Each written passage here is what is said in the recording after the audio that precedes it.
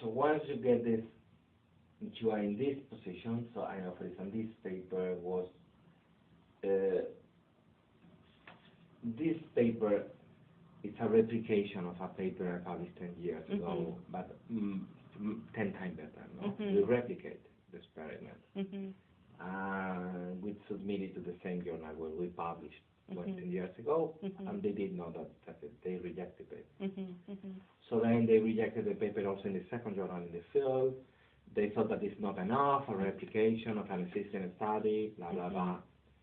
So for me now, the best to do with this paper is to put it in the bin. Because for me, if it's not a good journal, I don't have any interest. And I don't mind. It's like this is a game. You send paper to top journals. If you don't get them, then you just put it in the bin.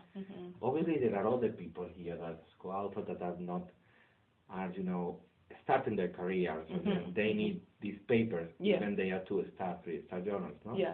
So then because of this, I keep this. No? So, but it's not my interest. No? My interest is if I get in a super journal, that's good. If not, no.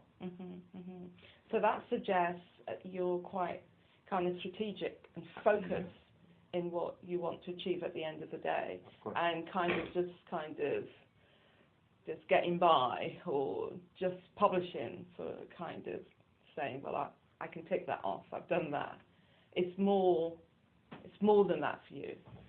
You're looking to kind of get to so I the don't top want of your game on this. I don't want to get paper published in not good journals. Okay? Yeah. I don't want. For me, I think it's bad. It's not good. Yeah. That's my impression. Yeah.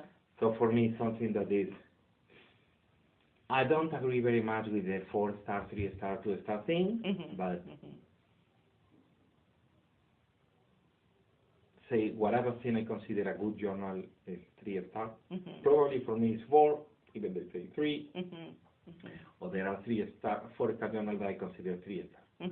But doesn't matter. This is the discussion, no? For me, getting a paper in a good journal is good. Getting a paper in a shitty journal is not good. So I prefer not getting published. My point.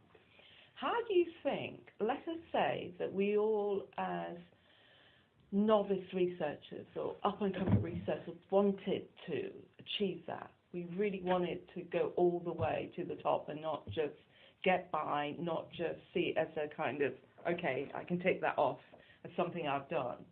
What do you think Middlesex needs to do to get that kind of mindset where we're aiming for the best rather than just, you know, some medical, getting published in some relatively medical publication? I don't know. I don't think that.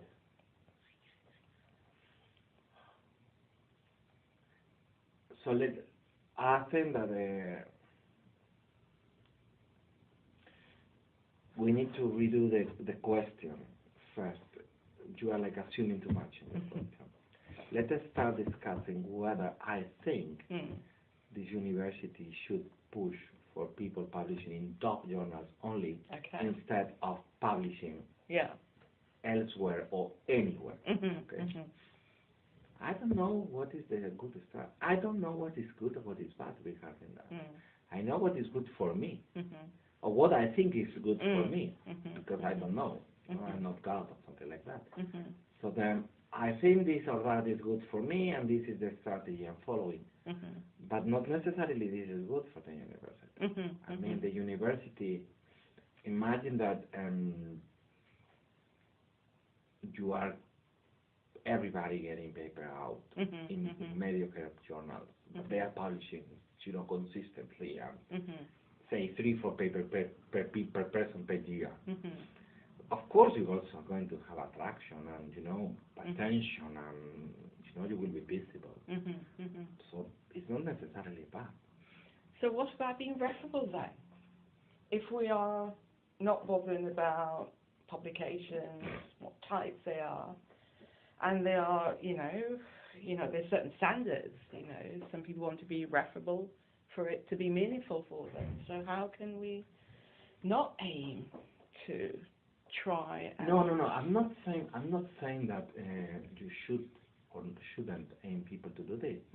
I'm just saying or discussing that there are options, not necessarily. I don't think that trying to be jail is the only option in life. So there are many other options. There are jails, but there are other places. So it's tough to be jail, to be a Stanford. It's tough. It's not something you are going to get in 2 days. Even if you have all the money, it's not easy. And then, I mean, the strategy that only those people that are doing super cool stuff and publishing super good are allowed to go to ref. I think it's kind of also crazy, no? Okay. So I mean, extremes are not good by default, no? It may be the case. You may have someone here imagine in economics that has four 4-star papers, and this is it. No? But so do you think that the current two-pronged pathways of teacher, practitioner, teacher, researcher is helpful to that of, what you're suggesting, that there can be, which is what I think you're suggesting, that there can be different options and that not everyone needs to be kind of aiming absolutely for top-end research publications?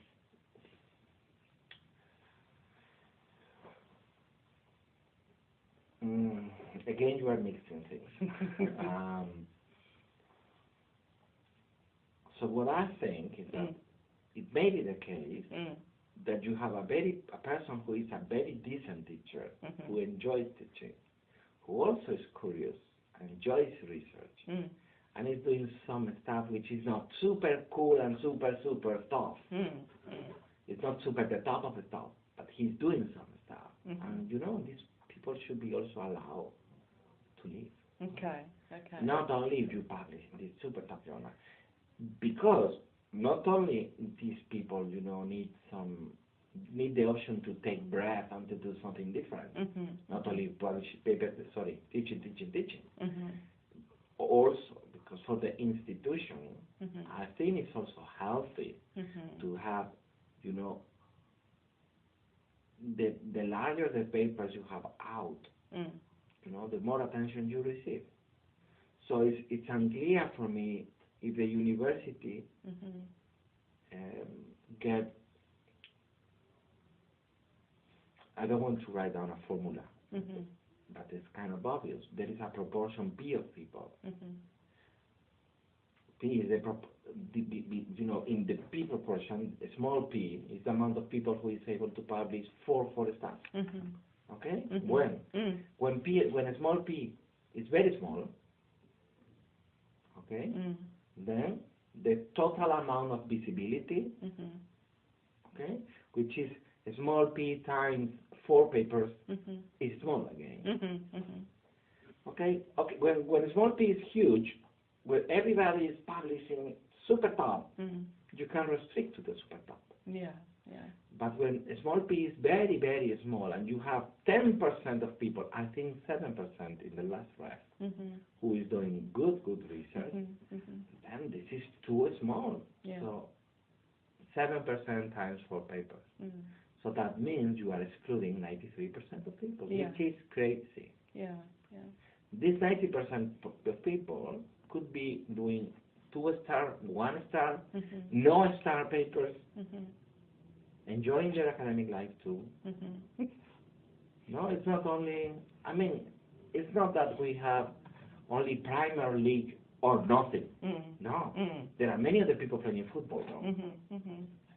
Yeah, I see what you're saying. I think this university needs to connect this kind of thing. Okay, so are you saying then that there needs to be room for people to develop their own research identity, whatever that may be, whether it's 2-star, whether it's, top-end research publications, whether it's focused on teaching and perhaps doing research which is more geared to developing themselves as practitioners, and so on. So are we talking about multiple research identities here? Yeah. Okay. Yeah, I would say that